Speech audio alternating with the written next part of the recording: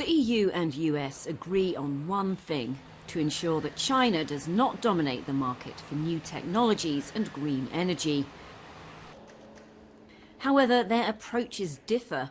Washington favours decoupling, while Brussels prefers de-risking. Could the US presidential election change the game? So if Trump comes to power, we should expect more tariffs and sanctions, and also more pushing the allies towards decoupling. But I don't think that their scale would be significantly more than a Harris administration. I think there is a bipartisan consensus on how much of a big threat China is for the US.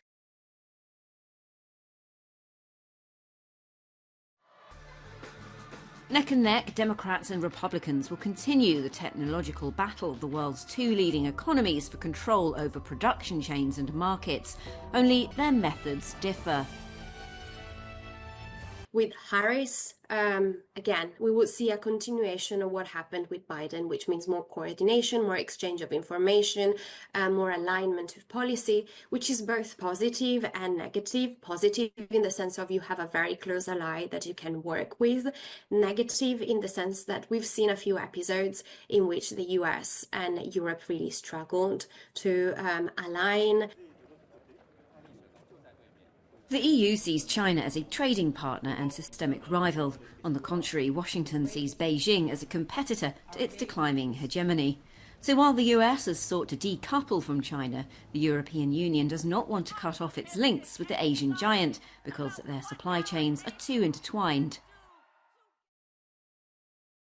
The 27 have, however, hardened their tone. They plan to introduce a surtax on electric vehicles from China and have launched an investigation into Chinese subsidies for solar panel manufacturers. In case of an escalation of the US-China relations, the tension between these two countries, the US would definitely come down hard on Europe for decoupling. Leaving the moderate, relatively more moderate de-risking strategy in favor of a very sharp decoupling from China, which I think Europe cannot afford. Faced with an unpredictable policy of Donald Trump towards Beijing, the EU and China are kept in the dark.